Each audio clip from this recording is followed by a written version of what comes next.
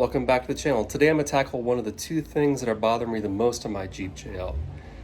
I'm a little unhappy with the way the fender liners and the fenders have turned out after almost 5 years of owning the Jeep.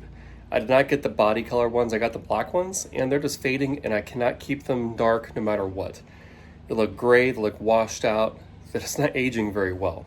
However, I do like the fact that if you're off-roading, you scratch them, it doesn't actually scratch the paint off, it just puts a little scratch in it, which you really don't see that well. So, this will be a two-part series. The first part will be replacing the fender liners, and the second part will be replacing the fenders themselves. So when I got back this afternoon, I had some presents waiting for me by the front door. In these boxes here, I have the new fender liners. Well, the fender liners aren't really as bad as the fenders themselves. I think it's kind of needed. I don't want to have the bare fenders. I want to still have liners in there. I've been looking around for fenders and fender liners for quite some time, trying to find the ones I like the most. These fenders were sent to me at no cost by Hooke Road. I like to be transparent about what I pay for and what's actually given to me for review. These were given to me for review. However, my opinions are fully my own. I don't have to share anything with them prior to posting. And this video will be my honest opinion on the quality of the product, the installation, and the look and feel overall of the product. So while it is sponsored, all the opinions are truly my own. Without further ado, let's go ahead and get these things unboxed and see what the kits include. Alright, in the box you'll find the fender liner parts as well as some instructions. If you've installed some stuff on your Jeep in the past, you know the instructions are normally hit and miss. I will say these are some of the better instructions I've seen. They have nice color pictures, very descriptive descriptions, and there's even a QR code to follow some stuff online as well as watching a quick little installation video. So I'm going to go through, organize everything, and let's get this started. I'm also going to paint these. While the gray looks nice, I'm going to paint a different color, so I'm going to cut to Future Brad here in a minute, and I'll show you what I did with those and how I got them painted. Future Brad here. I'm going to go get some paint on the fender liner inserts to make them a different color. I don't really like the gray a whole lot, but that's why they make spray paint. So let me go ahead and get these done, and I'll be back in just a minute. I like this better than the gray. This is a purely optional step. You don't have to paint them, but the cool thing is a little bit of paint, you can personalize it and make it however you want it to look. Alright, for tools, you don't really need a whole lot for this. It's really quite simple. We'll need a wire cutter and a trim removal tool. This will be to remove the old fenders or the factory fenders from there. You'll use this to pry out the plastic rivets, and you'll use this to cut them. And this is just help you get the Christmas trees, the push rivets, I call them Christmas trees. But you use that for the Christmas trees as well as pulling the rivets out a little bit so you can cut them off. To do the installation of this, you're going to need a 10 millimeter socket. Be careful not to lose it. These things get burrow legs and walk off on their own all the time. And you also need a 4 and a 5 millimeter Allen key or a hex key. Other than that, it's pretty simple. I'm going to do the installation. Well, not the installation. I'm going to go ahead and get the fender assembled here in the garage. I'll show you the front and the back. I'm not going to show you both fronts. It's the same thing, just the other side. But I'm going to go ahead and get that assembled here. And then once I get everything assembled, I'll go out to the Jeep and I'll start pulling the old fenders off. And we'll go from there. I'm sorry for the dog barking. It never fails. Either someone's cutting grass or you got noise going somewhere. So sorry for the dog barking in the background. To get this installed, you're going to need your M6x10. So that's your shorter block hardware, along with your M6 flange nut and some washers. We'll go ahead and get this started, and then I'll probably speed up a little bit because it's not that exciting, and I'll show you what it looks like once it's all put together.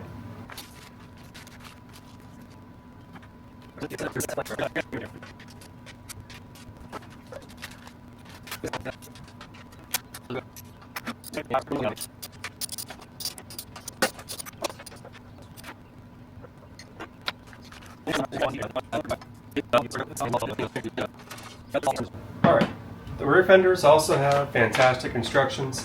These assemble just like the front ones, however there's a few more pieces on these guys. The front ones only have 3 pieces, all the back ones have 4 pieces plus the decorative inlet. A couple of things to point out here to make your life a little easier so you don't make the mistakes I made. Because yes, I make mistakes, I won't put them in the video. But since 1941 goes to the back of the vehicle. So if you're looking at this one, for me, this will be the left side of the vehicle. And all the parts and pieces that go with it have, this one has an R on it, This has L on it, and same for those guys. So when you're putting the left side together, I know it sounds kind of easy, but not to get the wrong pieces, make sure you actually find the ones that have the right pieces. So in this case, I want all L's with the one that is down to the back. I'm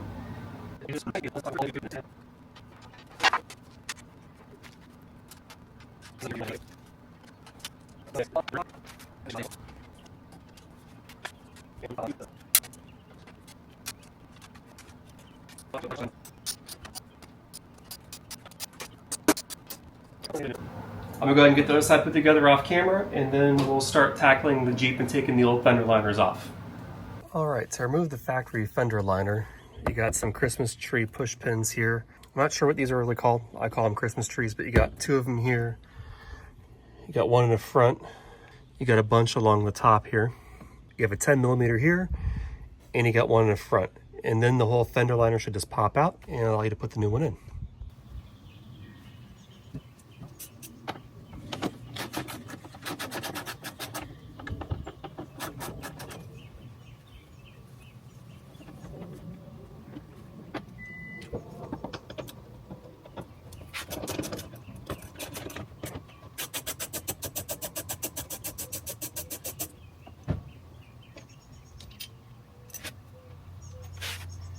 All right, now it's time to remove a ton of these body pins, and then you're good to go.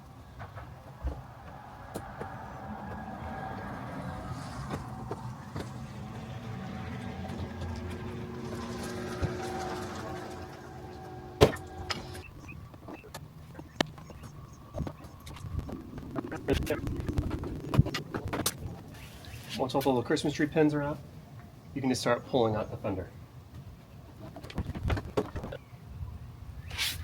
One more 10mm hiding. All right, now it's out. Now we can get the mounting hardware installed for the new one. I had to deviate from the instructions just a little bit.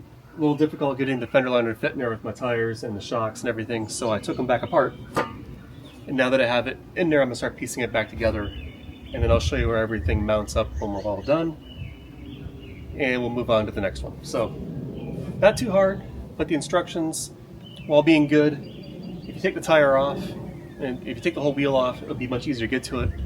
I don't feel like jacking it up and taking the wheel off, so I took it back apart so I could get it in there, but not too bad. It still fits in there pretty easy. Overall, pretty easy to install.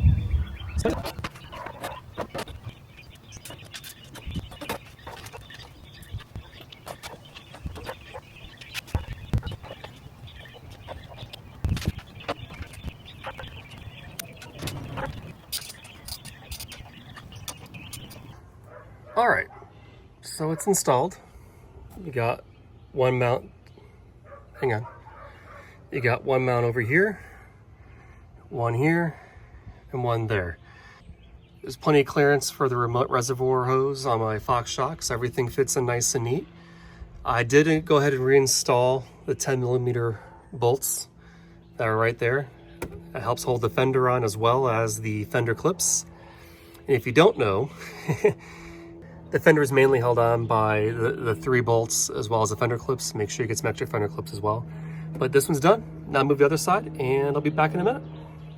While this job does not take a whole lot of time when you're trying to film and when things come up, I had to stop working last night. Realistically, from start to finish, you're looking at this taking around about maybe 2 to 3 hours, including the front and the back, about an hour and a half for each one. Not too bad. So it is a little noisy out there. There's some construction going on across the street today, so I don't know how much I'm able to actually share the audio, so I might just pipe some music in so you don't hear all the noise in the background. But I'll go through the steps, I'll show you where all the mounting points are, and we'll take it from there. So let's get started. Alright, just like on the front, the first thing I gotta do is take out the old fender liners. There's a handful of Christmas trees, and you also gotta cut the rivets out along the way here too. Easiest way to cut the rivets out is come in here, stretch them out a little bit, take a pair of dikes, cut it, and they pop right out. So let's go ahead and get all the Christmas trees out. Then I'll pop the rivets out. You don't have to pop the bottom 2 out, just the ones above it. The bottom 2 are attached to the fender liners, just the ones above it are.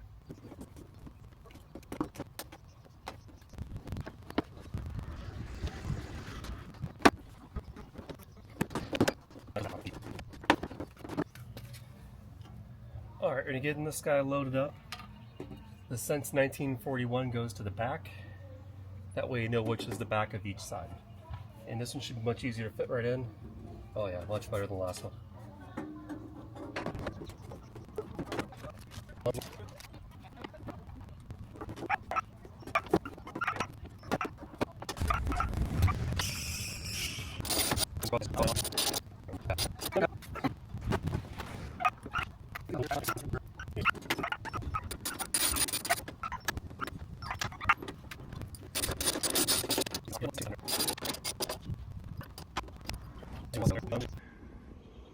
Alright, so the back ones are in, and I'll show you the mount points.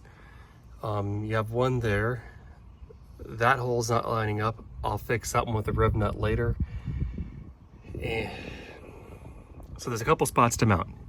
You have one over here. I'm not drilling a hole yet. I will drill when I replace the fenders. I'll go ahead and drill a hole here and do it the right way and get it on there. But there's 5 other bolts holding it on. You got 2 at the top, you got 1 at the back, and you got 1 right there.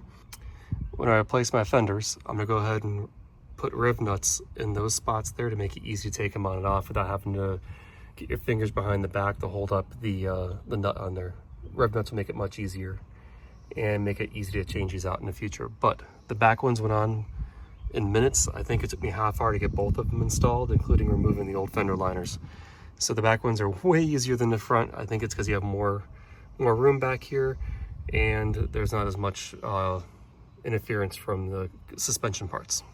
I'll post a follow-up video in a few months to let you know how the wear and tear is going with the fender liners, as well as any issues and my overall experience after a few months of ownership. I'd like to thank Hooke Road again for sponsoring this video.